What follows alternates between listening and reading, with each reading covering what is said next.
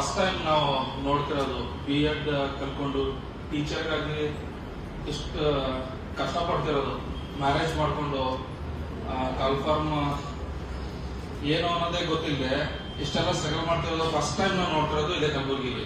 ಯಾವುದೇ ಬೆಂಗಳೂರಲ್ಲೂ ನೋಡಿಲ್ಲ, ಧಾರವಾಡದಲ್ಲೂ ನೋಡಿಲ್ಲ, ಬಿಜಾಪುರದಲ್ಲೂ ನೋಡಿಲ್ಲ. ಯಾಕಂತಂದ್ರೆ ಇವಾಗ ಎಲ್ಲ ಮನೆಯಲ್ಲಿ ಪ್ರೆಸರ್ ಇದ್ರು ಕೂಡ ಇವಾಗ ಬಂದು ಪಾಠ ಕೇಳ್ಕೊಂಡು ಏನೋ ನೇಮಕಾತಿ ಆಗುತ್ತೆ, ನಾವ್ ಯಾವ್ದಾದ್ರು ಜಾಬ್ ಹಿಡಿದ್ರೆ ಯಾವ್ದೋ ಎಕನಾಮಿಕಲಿ ನಾವು ವೀಕ್ ಇದ್ರು ಒಂದೇನೋ ನಾವು ಅನ್ಕೊಂಡಿರೋ ಗುರಿ ಮುಟ್ಬೋದು ಅನ್ಕೊಂಡು ಪ್ರತಿ ಕ್ಷಣ ಕನ್ಸ್ ಕಾಣ್ತಿದೆ. ಆದ್ರೆ ಸರ್ಕಾರ ಏನ್ ಮಾಡ್ತಿದೆ ಅಂತಂದ್ರೆ ಈ ಕನ್ಸನ್ನ ಏನ್ ಮಾಡ್ತಿದೆ ಅಂದ್ರೆ ನುಚ್ಚುನೂರು ಮಾಡ್ತಿದೆ. ಪ್ರತಿಯೊಬ್ರು ಕಟ್ಕೊಳ್ಳೋ ಕನ್ಸು ಏನ್ ಮಾಡ್ತಿದೆ ಅಂದ್ರೆ ಸರ್ಕಾರ ಯಾವ್ದು ಈಡೇರಿಸ್ತಿಲ್ಲ. ನೀವು ನೋಡಿರ್ಬೋದು, ಯಾಕಂತಂದ್ರೆ ನಾವು ಫ್ರೀಡಂ ಪಾರ್ಕ್ ಅಲ್ಲಿ ಹೋರಾಟ ಮಾಡಿದ್ವಿ. ಯಾಕಂತಂದ್ರೆ ಕಾಂತಕುಮಾರ್ ಸರ್ ಅಂತಂದ್ರೆ ಅಕ್ಸಾ ಸಂಘಟನೆ ಪ್ರತಿಯೊಬ್ಬರಿಗೂ ಗೊತ್ತಿದೆ. ಪ್ರತಿಯೊಬ್ಬರ ಒಂದು ಏನಾದ್ರೂ ಸಮಸ್ಯೆ ಅಂತ ಬಂದ್ರೆ ಪ್ರತಿಯೊಂದು ಸಾಲ್ವ್ ಮಾಡ್ತಾರೆ. ಆಮೇಲೆ ಫ್ರೀಡಂ ಪಾರ್ಕ್ ಅಲ್ಲಿ ಹೋರಾಟ ಮಾಡಿದ್ವಿ, ಧಾರವಾಡಲ್ಲಿ ಹೋರಾಟ ಮಾಡಿದ್ವಿ, ಬಿಜಾಪುರದಲ್ಲಿ ಹೋರಾಟ ಮಾಡಿದ್ವಿ. ಆಮೇಲೆ ಧಾರವಾಡಲ್ಲಿ ಹೋರಾಟ ಮಾಡಿದಾಗ ನಮ್ಮ ಹೋರಾಟಕ್ಕೆ ಹತ್ತಿತ್ತು ಸರ್ಕಾರ ಪೂರ್ತಿ. ಆಮೇಲೆ ಕೋರ್ಟ್ ಮೆಟ್ಲೇರಿದ್ವಿ. ಮೆಟ್ಲೇರಿದ ತಕ್ಷಣ 1 ಅವರ್ ಡಿಸ್ಕಷನ್ ವಿಂಟರ್ ಸೆಷನ್ ಅಲ್ಲಿ ಸಿದ್ದರಾಮಯ್ಯ ಜೊತೆ ಕೂತು ಸರ್ ಜೊತೆ ಕೂತು ಮಾತಾಡಿದ್ವಿ. ಆಯ್ತು, ಕನ್ಫರ್ಮ್ ಮಾಡ್ತೀವಿ, ಜನವರಿ 20 ಏನಿದೆ ಅಂತಂದ್ರೆ ಹಿಯರಿಂಗ್ ಇದೆ, ಅದು ಮುಗಿದ ತಕ್ಷಣ ನೀವೇ ಪ್ರತಿ ಇಲಾಖೆಗೆ ಹೋಗಿ ಇನಿಷಿಯೇಟಿವ್ ತಗೊಂಡು ಎಲ್ಲ ನೋಡ್ಕೊಳ್ಳಿ ಅಂತ ಹೇಳಿದ್ರು. ಹೋಗಿ ನೋಡಿದ್ವಿ, ಆಮೇಲೆ ಹೋರಾಟ ಮಾಡಿದ್ವಿ. ಆಮೇಲೆ ಬಿಜಾಪುರದಲ್ಲಿ ಹೋರಾಟ ಮಾಡಿದ್ರು. ಆ ಧಾರವಾಡ ಹೋರಾಟದ ಪ್ರತಿಫಲನೆ ಒಂದು KA ನೋಟಿಫಿಕೇಶನ್ ಆಯ್ತು. ಆಮೇಲೆ ಕೆಸೆಟ್ ಎಕ್ಸಾಮ್ ಆಯ್ತು, TET ಎಕ್ಸಾಮ್ ಆಯ್ತು. ಇದನ್ನೆಲ್ಲ ನೋಡಿದೀರಾ. ಆಮೇಲೆ ನಮ್ಗೆ ಯಾವ ರೀತಿ ಇದು ಮಾಡ್ತಿದಾರೆ ಅಂತಂದ್ರೆ ಇವತ್ ನೋಡಿ 676 ಸ್ಕೂಲ್ ಮುಚ್ತಾರಂತೆ, ನೋಡಿದಿರ್ತಾನೆ. ಮತ್ತೆ 676 ಸ್ಕೂಲ್ ಮುಚ್ಚಿ ಎಲ್ಲಾನು ಏನಪ್ಪಾ ಅಂತಂದ್ರೆ ಪ್ರೈವೇಟ್ ಸ್ಕೂಲ್ ತೆಗಿಬೇಕ ಇವರು. ಪ್ರೈವೇಟ್ ಸ್ಕೂಲ್ ತೆಗೆದ್ರೆ ಗವರ್ಮೆಂಟ್ ಮತ್ತೆ ಈ ಕಡೆ ಇರೋದೇನೋ ಬಡತನ ಇಲ್ವಾ? ನಮ್ಮಂತ ಮಿಡಿಲ್ ಕ್ಲಾಸ್ ಹುಡುಗರೆಲ್ಲ ಹೇಗೆ ಕಲಿಬೇಕು? ದುಡ್ಡು ಕೊಟ್ಟು ಲಕ್ಷಾಂತರ ರೂಪಾಯಿ ಕಲಿಯೋದಾಗತ್ತಾ? ಆಗಲ್ಲ. ಆ ರಿಸರ್ವೇಶನ್ ಒಂದು ಇಟ್ಕೊಂಡು ಕೋರ್ಟ್ ಮನೇನ ಆದೇಶ ಮಾಡಿದೆ.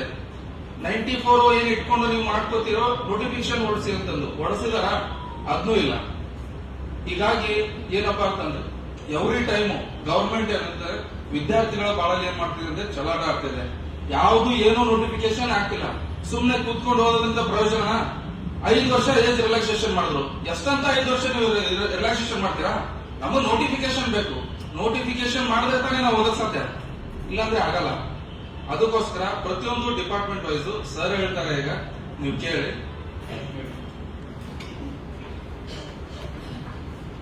ಎಲ್ಲರೂ ನಮಸ್ಕಾರ.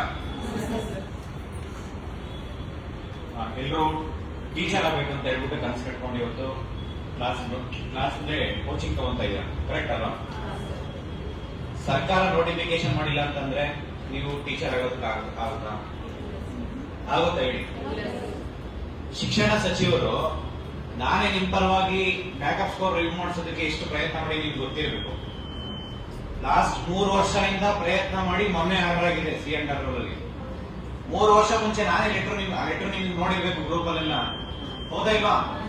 ಇದೇ ಅಖಿಲ ಕರ್ನಾಟಕ ರಾಜ್ಯ ವಿದ್ಯಾರ್ಥಿ ಸಂಘಟನೆಯಿಂದ ನಾವು ಬ್ಯಾಕಪ್ ಸ್ಕೋರ್ ರಿಮೂವ್ ಮಾಡಿಸಿದ್ವಿ ಇವತ್ತು. ಯಾಕೆ ಅಂತಂದ್ರೆ ಡಿಗ್ರಿಯಲ್ಲಿ ಆಲ್ಮೋಸ್ಟ್ ಎಲ್ಲ ಜಾಸ್ತಿ ಸ್ಕೋರ್ ಇದೆ ಅಂದ್ರೆ ಕಾಲೇಜ್ ಟು ಕಾಲೇಜು ಡಿಫ್ರೆನ್ಸ್ ಇರುತ್ತೆ. ಇದೆಯಾ ಇಲ್ವಾ? ಇವತ್ತು ದುಡ್ಡು ಕೊಟ್ರೆ ಡಿಗ್ರಿ ಸರ್ಟಿಫಿಕೇಟ್ ಕೊಡ್ತಾರೆ ಎಷ್ಟೋ ಕಾಲೇಜಲ್ಲಿ. ಕೊಡಲ್ವಾ? ನಿಮ್ಗೆ ಔಟ್ ಆಫ್ ಮಾರ್ಕ್ಸ್ ಸಿಗುತ್ತೆ. ಆಮೇಲೆ ಅವ್ರ ಹತ್ರ ಫುಲ್ ಚರ್ಚೆ ಮಾಡಿದ್ಮೇಲೆ 10% ಅಷ್ಟೇ ಇಟ್ಟಿದ್ದಾರೆ ಇವಾಗ, ಕರೆಕ್ಟಾ? ಅಂದ್ರೆ ಆಲ್ಮೋಸ್ಟ್ 20% ರಿಮೂವ್ ಆಗಿದೆ. ಮುಂಚೆ 30% ಇದೆ, ಕರೆಕ್ಟಾ?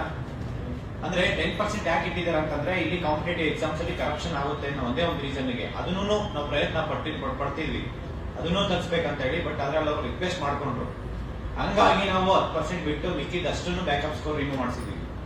ಇವತ್ತು ನಿಮ್ಗೆ ಎಲ್ರಿಗೂ ಅನುಕೂಲ ಆಗ್ತಿದೆಯಲ್ಲ ಬ್ಯಾಕಪ್ ಸ್ಕೋರ್ ರಿಮೂವ್ ಮಾಡಿರೋದಕ್ಕೆ. ಪ್ರತಿಯೊಬ್ಬರಿಗೂ ಕಾಂಪಿಟೇಟಿವ್ ಆಸ್ಪಿರೆಂಟ್ಸ್ ಗೆ ಯಾರು ಜೆನ್ಯೂನ್, ಯಾರು ಕಷ್ಟಪಟ್ಟು ಹೋಗ್ತಾರೆ, ಸೀರಿಯಸ್ ಕ್ಯಾಂಡಿಡೇಟ್ಸ್ ಇರ್ತಾರೆ, ನಾನು ಟೀಚರ್ ಆಗ್ಲೇಬೇಕು ಅನ್ನೋರು ಇವತ್ತು ಜಾಬ್ ಸಿಗುತ್ತೆ ಅವರಿಗೆ.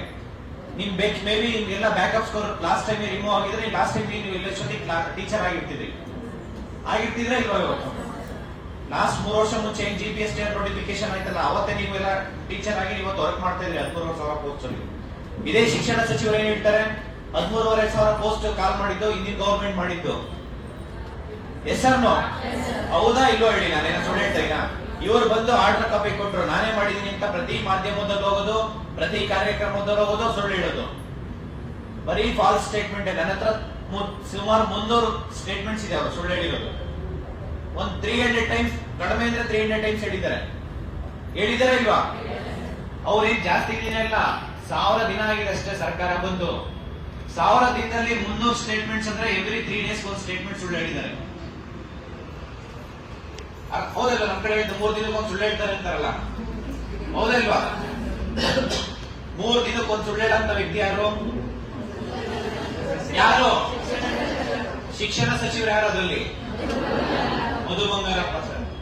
ನೀವು ನೋಡಿ, ಒಂದ್ಸತಿ 5,000 ವೇಕೆನ್ಸಿ ಫಿಲ್ ಮಾಡ್ತೀನಿ ಅಂತಾರೆ, ಒಂದ್ಸರಿ 10,000 ವೇಕೆನ್ಸಿ ಫಿಲ್ ಮಾಡ್ತೀನಿ ಅಂತಾರೆ, ಒಂದ್ಸರಿ 15,000 ಅಂತಾರೆ, ಒಂದ್ಸರಿ 20,000 ಅಂತಾರೆ, ಒಂದ್ಸರಿ 30,000 ಅಂತಾರೆ. ನಮ್ಗೆ ಒಂದ್ಸತಿ ಅನ್ಸುತ್ತೆ, ನಮ್ಗೆಲ್ಲ ಅನ್ಸುತ್ತೆ ನಿಮ್ಗೆ ತಲೆಗಿಲೆ ಕೆಟ್ಟಿದ್ಯಾ ಅಂತ. ನಿಮ್ಯಾರು ಅನ್ಸಲ್ವಾ? ನಿಮಾನ್ಸಿ ಸೇರ್ಬೇಕು ಅನ್ಸುತ್ತಾ? ಅವ್ರನ್ನ ಸೇರಿಸ್ಬೇಕು ಅನ್ಸುತ್ತ? ಇವರು ನಮ್ ಜೊತೆ ಇವಾಗ ಮಿನಿಸ್ಟರ್ ಮಾಡೋ ಬಂದು ನಿಮಾನ್ಸ್ ಮಿನಿಸ್ಟರ್ ಮಾಡಿದ್ರೆ ಈಸಿ ಅನ್ಸುತ್ತಿತ್ತು. ನಿಮಾನ್ಸ್ಗೆ ಏನಾದ್ರೂ ಮಿನಿಸ್ಟರ್ಸ್ ಪೋಸ್ಟ್ ಇದ್ದಿದ್ರೆ is the very suitable candidate. Yes sir no? ಅವ್ರಿಗೂ ಅರ್ಥ ಆಗ್ತಿಲ್ಲ, ಇವ್ರಿಗೂ ಅರ್ಥ ಆಗ್ತಿರ್ಲಿಲ್ಲ. ನೀವೆಲ್ಲ ಬೆಳಗ್ಗೆ ಇದ್ರೆ 2-3 ಗಂಟೆ ಪೇಪರ್ ಹೋಗ್ತೀರಾ, ನ್ಯೂಸ್ ಹೋಗ್ತೀರಾ, ಪ್ರತಿಯೊಂದು ಗೊತ್ತಿರುತ್ತೆ ಯಾವ ಏನಾಗುತ್ತೆ ಅಂತ. ಗೊತ್ತಿರಲ್ವಾ? ಅಂತದ್ರಲ್ಲಿ ಎಜುಕೇಟೆಡ್ಗೆ ಸುಳ್ಳು ಹೇಳಕ್ ಬಂದ್ರೆ ಇವರು ಯಾರಾದ್ರೂ ಕೇಳ್ತಾರಾ? ಇವತ್ತು ಹಳ್ಳಿ ಏನು ಗೊತ್ತಿಲ್ಲದವರಿಗೆ ಹೇಳಿದ್ರೂ ಒಂದ್ಸತಿ ಹೇಳಿದ್ರೆ ಚಪ್ಪಲಿ ತಗೊಂಡು ಇಟ್ಕೊಂಡು ಹೊಡ್ಬರ್ತಾರೆ ಅವರು.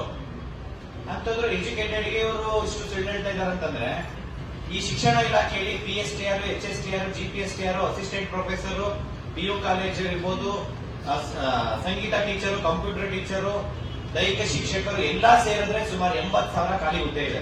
ಎಷ್ಟು? 80,000 ಖಾಲಿ ಹುದ್ದೆ ಇದೆ. ಇವರು ಏನ್ ಮಾಡ್ತಿದ್ದಾರೆ ಅಂತಂದ್ರೆ, ಇವರು ಪ್ರೈವೇಟ್ ಸ್ಕೂಲ್ ಕಾಲೇಜಸ್ ನ ಡೆವಲಪ್ ಮಾಡ್ಕೊಂತಾ ಇದ್ದಾರೆ.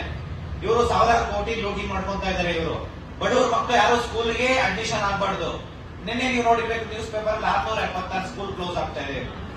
ಇವತ್ತು ಸ್ಕೂಲ್ ಕ್ಲೋಸ್ ಆಗ್ತಾ ಇದಾವೆ ಅಂತಂದ್ರೆ ಡೈರೆಕ್ಟ್ಲಿ ಇಂಡೈರೆಕ್ಟ್ಲಿ ನಿಮಗೆ ಹೊಡೆತ ಆಗುತ್ತೆ, ಸಾರ್ವಜನಿಕರಿಗೆ ಹೊಡೆತ ಆಗುತ್ತೆ, ಪಬ್ಲಿಕ್ ತೊಂದರೆ ಆಗುತ್ತೆ. ಇವತ್ತು ಬಡವರು ಸ್ಕೂಲ್ ಕಳಿಸಲೇಬಾರ್ದಂತ ಪರಿಸ್ಥಿತಿ ಬಂದಿದೆ. ಯಾಕೆಂದ್ರೆ ಕ್ವಾಲಿಟಿ ಎಜುಕೇಶನ್ ಸಿಗ್ತಾ ಇಲ್ಲ ಅಂತ ಹೇಳಿ ಇವತ್ತು ಅಡ್ಮಿಷನ್ಸ್ ಮಾಡ್ತಾ ಇಲ್ಲ. ಎವ್ರಿ ಇಯರ್ ಪಾಪ್ಯುಲೇಷನ್ ಜಾಸ್ತಿ ಆಗ್ತಿದೆ, ಕಡಿಮೆ ಆಗ್ತಿದ್ಯಾ? ಪಾಪ್ಯುಲೇಷನ್ ಜಾಸ್ತಿ ಆದ್ರೆ ಸ್ಕೂಲ್ ಜಾಸ್ತಿ ಆಗ್ಬೇಕು, ಕ್ವಾಲಿಟಿ ಎಜುಕೇಶನ್ ಜಾಸ್ತಿ ಆಗ್ಬೇಕು, ಹೊಸ ಕಾಲೇಜಸ್ ಓಪನ್ ಮಾಡ್ಬೇಕು, ಸ್ಕೂಲ್ ಓಪನ್ ಮಾಡ್ಬೇಕು. ಇಲ್ಲಿ ಇರೋ ಸ್ಕೂಲೇ ಮುಚ್ತಾ ಇದಾರೆ ಅಂತಂದ್ರೆ ಇವ್ರು ಹೊಸ ಸ್ಕೂಲ್ ಎಲ್ಲಿ ಕಟ್ತಾರೆ? ಇಲ್ಲಿ ಸ್ಕೂಲ್ ಇಲ್ಲ ಅಂತಂದ್ರೆ ಇಲ್ಲಿ ಟೀಚರ್ಸ್ ರಿಕ್ರೂಟ್ಮೆಂಟ್ ಹೆಂಗ್ ಮಾಡ್ಕೊತಾರೆ ಇವರು? ಎಲ್ಲಾ ಸ್ಕೂಲಲ್ಲೂ ಕ್ಲೋಸ್ ಮಾಡ್ಬಿಟ್ಟು ಇವರು KPS ಸ್ಕೂಲ್ ಅಂತ ಓಪನ್ ಮಾಡ್ತಿದ್ದಾರೆ. ಇವರು ಕರ್ನಾಟಕ ಪಬ್ಲಿಕ್ ಸ್ಕೂಲ್. ಇವರು ಬರೀ ನೆಪ ಅಷ್ಟೇ. ಇವರು ನಾವು ಅದನ್ನ ಮಾಡ್ತೀವಿ, ಇರೋರನ್ನೆಲ್ಲ 80,000 ವೇಕೆನ್ಸಿ ಇದೆ. ಇವರು ಕೊನೆಗೆ ಇವ್ರು ಏನ್ ಮಾಡ್ತಾರೆ, ನಮಗೆ ಸ್ಕೂಲ್ ಇಲ್ಲ, ಕಾಲೇಜಸ್ ಇಲ್ಲ, ಹೊಸ ಸಿಸ್ಟಮ್ ತಗೊಂಡಿದ್ವಿ, ವೇಕೆನ್ಸಿ ಇಲ್ಲ, ನಾವು ಹೊರ ಗುತ್ತಿಗೆ ಆಧಾರದ ಮೇಲೆ ತಗೊಂಡಿದ್ದಾರೆ ಇವತ್ತು. ಹೌದಲ್ವಾ? ಗುತ್ತಿಗೆ ಆಧಾರದ ಮೇಲೆ ಇವತ್ತು ರಿಕ್ರೂಟ್ಮೆಂಟ್ ಮಾಡ್ಕೊಂತ ಇದ್ದಾರೆ. ಅದು ಯಾರಿಗೆ? ಅವ್ರಿಗೆ ಬೇಕಾದವರಿಗೆ. ಯಾರು ದುಡ್ಡು ಕೊಡ್ತಾರೆ ಅವರಿಗೆ ಗುತ್ತಿಗೆ ಆಧಾರದ ಮೇಲೆ ತಗೊಳ್ತಾ ಇದ್ದಾರೆ. ಹೌದಲ್ವಾ?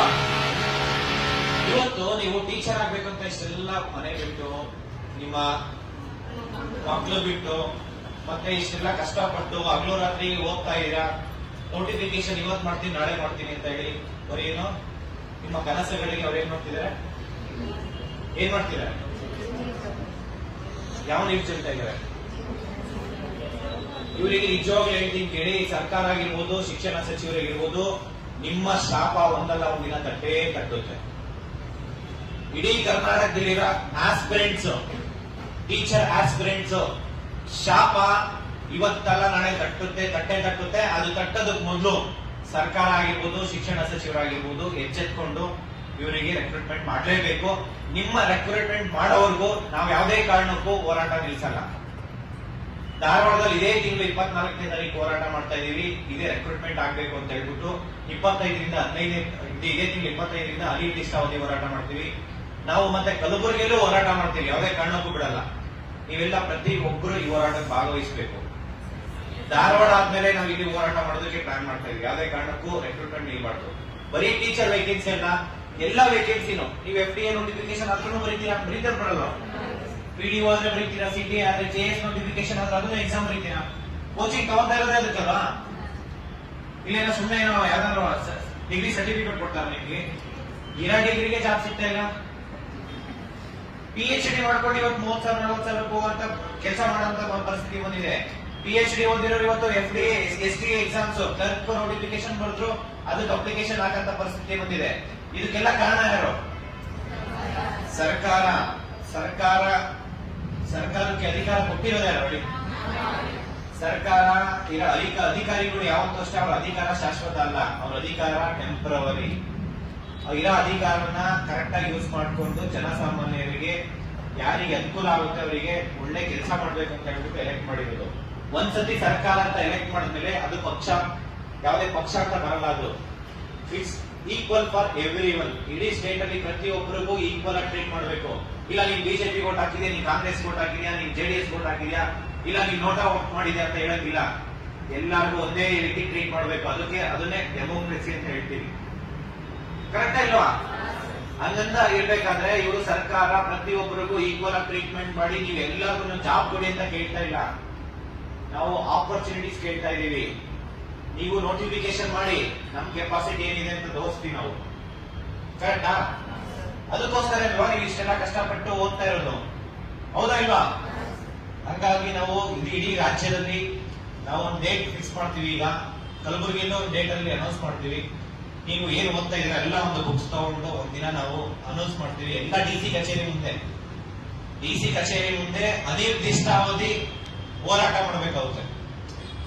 ನಿಮ್ಮ ಬುಕ್ಸ್ ಏನೇನು ಓದಿರ್ತೀರ ತಗೊಂಡೋಗ DC ಕಚೇರಿ ಮುಂದೆ ಕುತ್ಕೊಂಡು ರಿವಿಷನ್ ಮಾಡ್ಕೊಂಡು ಒಬ್ರಿಗೊಬ್ರು ಪರಿಚಯ ಮಾಡ್ಕೊಂಡು ಈ ಹೋರಾಟ ಕಂಟಿನ್ಯೂಸ್ ಆಗಿ ಆಗಬೇಕು. ಎಲ್ಲಿವರೆಗೂ ಇನ್ನು 15 ದಿನ ಗಡುವು ಕೊಟ್ಟಿದ್ವಿ ಸರ್ಕಾರಕ್ಕೆ. 15 ದಿನದೊಳಗಡೆ ರೆಕ್ರೂಟ್ಮೆಂಟ್ ಮಾಡಿಲ್ಲ ಅಂತಂದ್ರೆ ಕರ್ನಾಟಕದಲ್ಲಿ 31 ಡಿಸ್ಟಿಕ್ ಅಲ್ಲೂ ಅನಿರ್ದಿಷ್ಟಾವಧಿ ಹೋರಾಟ ಆಗಬೇಕು DC ಕಚೇರಿ ಮುಂದೆ. ಯಾವುದೇ ಕಾರಣಕ್ಕೂ ನೀವು ಎಲ್ಲರೂ ಒಗ್ಗಟ್ಟಾಗಿ ನೀವು ಕಾನೂನು ರೀತಿಯಲ್ಲಿ ಹೋರಾಟ ಮಾಡಿ ನಮ್ಮ ಹಕ್ಕುಗಳನ್ನ ನಾವು ಪಡ್ಕೊಳ್ಳೋಣ. ಅರ್ಥ ಆಯ್ತಾ? ಇದು ಹೋರಾಟ ಅನ್ನೋದು ನಮ್ಮ fundamental rights. Right to speech, right to peaceful assemble, right to life, ಪ್ರತಿಯೊಂದು ಇಲ್ಲಿ ಫಂಡಮೆಂಟಲ್ ರೈಟ್ಸ್ ಏನಿದೆಯಾ ಅದರಿಂದ ಆಚೆ ನಾವೇನ್ ಕೇಳ್ತಾ ಇಲ್ಲ. ಫಂಡಮೆಂಟಲ್ ರೈಟ್ಸ್ ಏನಿದೆ ಅದನ್ನ ಆ ರೀತಿ ನಡ್ಕೊಳ್ಳಿ. ಸರ್ಕಾರನೂ ಅಷ್ಟೇ, right to opportunities, right to employment is opportunities, right to livelihood, ಇಷ್ಟೆಲ್ಲ ನೀವು ಸರ್ಕಾರದ ಫಂಡಮೆಂಟಲ್ ರೈಟ್ಸ್ ಏನಿದೆ ಅದನ್ನ ನಾವು ಕೇಳ್ತಾ ಇರೋದಷ್ಟೇ. ಪ್ರತಿಯೊಬ್ರು ಯಾರು ಭಯ ಬೀಳ್ಬೇಡಿ, ಪ್ರತಿಯೊಬ್ರು ಪ್ರಶ್ನೆ ಮಾಡಿ. ಪ್ರಶ್ನೆ ಯಾವ ರೀತಿ ಅಂತಂದ್ರೆ ಸೋಷಿಯಲ್ ಮೀಡಿಯಾದಲ್ಲಿ ಮಾಡಿ, ಇಲ್ಲಾಂದ್ರೆ ಅಟ್ಲೀಸ್ಟ್ ಹೋರಾಟದ ಮುಖಾಂತರ ಆದ್ರೂ ಸರ್ಕಾರ ಒಂಥರ ದಪ್ಪ ಚರ್ಮ ಇದ್ದಂಗೆ ಅದು. ಅದಕ್ಕೆ ಹೋರಾಟದ ಮುಖಾಂತರನೇ ನಾವು ನಮ್ಮ ರೈಟ್ಸ್ ನ ಪಡ್ಕೊಬೇಕಾಗಿದೆ. ಕರೆಕ್ಟ್ ಅಲ್ವಾ? ಇವತ್ತು ಒಂದು MLA ಇರ್ಬೋದು, ಒಂದು MLC ಇರ್ಬೋದು, ಒಬ್ರು ಮಿನಿಸ್ಟರ್ ಇರ್ಬೋದು, ರೆಕ್ರೂಟ್ಮೆಂಟ್ ಬಗ್ಗೆ ಯಾರು ಮಾತಾಡ್ತಾ ಇಲ್ಲ. ಬಿಕಾಸ್ ಅವ್ರಿಗೆ ಯಾರಿಗೂ ಏನು ಸಿಗಲ್ಲ. ದುಡ್ಡು ಸಿಗುತ್ತಾ ಅವರಿಗೆ ಮಾತಾಡಿದ್ರೆ? ಸಿಗುತ್ತಾ? ಸಿಗಲ್ಲ. ಹಂಗಾಗಿ ನಿಮ್ಗೆ ಅವ್ರು ನಿಮ್ಮ ಹತ್ರ ಎಕ್ಸ್ಪೆಕ್ಟ್ ಮಾಡೋದು ಒಂದೇ, 5 ವರ್ಷಕ್ಕೆ ಒಂದ್ಸತಿ ಎಷ್ಟೇ ಎಕ್ಸ್ಪೆಕ್ಟ್ ಮಾಡ್ತಾರೆ, ಏನು? ವೋಟ್. ಒಂದ್ಸತಿ 1 ನೋಟ್ ಕೊಡ್ತಾರೆ, 2 ನೋಟ್ ಹಾಕಿ ಅಂತಾರೆ, 2 ನೋಟ್ ಕೊಡ್ತಾರೆ, 1 ನೋಟ್ ಹಾಕಿ ಅಂತ ಹೇಳ್ತಾರೆ ಅಷ್ಟೇ. ಕರೆಕ್ಟಾ? ದಯವಿಟ್ಟು ಇನ್ನೊಂದ್ಸತಿ ಏನಾದ್ರು ಯಾವುದೇ ಪಕ್ಷ ಆಗಿರ್ಬೋದು ದುಡ್ಡು ಕೊಟ್ಟು ವೋಟ್ ಹಾಕ್ಬೇಡಿ. ದುಡ್ಡು ಇಸ್ಕೊಂಡ್ಮೇಲೆ ಪ್ರಶ್ನೆ ಮಾಡ್ಬೇಕನ್ನೋದೇ ಬರಲ್ಲ ನಿಮ್ಮ ಮನಸ್ಥಿತಿಗೆ. ದುಡ್ಡು ಕೊಟ್ರೆ ನೀವೇ 500 ರೂಪಾಯಿ ವಾಪಸ್ ಅವ್ರಿಗೆ ಕೊಟ್ಬಿಡಿ. ಜವಾಬಿನ ಒಂದು 5 ರೂಪಾಯಿ 10 ರೂಪಾಯಿ ನಿಮ್ಮ ಹತ್ರ ದುಡ್ಡಿದ್ರೆ ಅದ್ರ ಜೊತೆ ಅದಕ್ಕೆ ಸೇರಿಸ್ಕೊಂಡು ಕೊಟ್ಬಿಡಿ ಅವರಿಗೆ. ನೀವೇ ಇಟ್ಕೊಳ್ಳಿ, ನಾವೇ ಹೇಳಿದ್ ಮಾಡಿ ಅಷ್ಟೇ. ಒಂದು road facilities, education, health, sports activities ಇರ್ಬೋದು, ಈ ತರ ನಮಗೆ ಬೇಸಿಕ್ ಫೆಸಿಲಿಟೀಸ್ ಕೊಡಿ ಸಾಕು. ನಿಮ್ ದುಡ್ಡು ನೀವೇ ಇಟ್ಕೊಳ್ಳಿ, ಕರೆಕ್ಟಾಗಿ ನಿಮ್ ಕೆಲಸ ಮಾಡಿ. ಯಾರು ಕೆಲಸ ಮಾಡ್ತಾರೋ ಅವ್ರ ಭರವಸೆ ಅಂದ್ರೆ ಯಾರು ಮಾತು ಕೊಟ್ಟಿರ್ತಾರೋ ಅದು ಉಳಿಸ್ಕೊಂಡಿರ್ತಾರೋ ಅಂತವ್ರು ವೋಟ್ ಹಾಕಿ.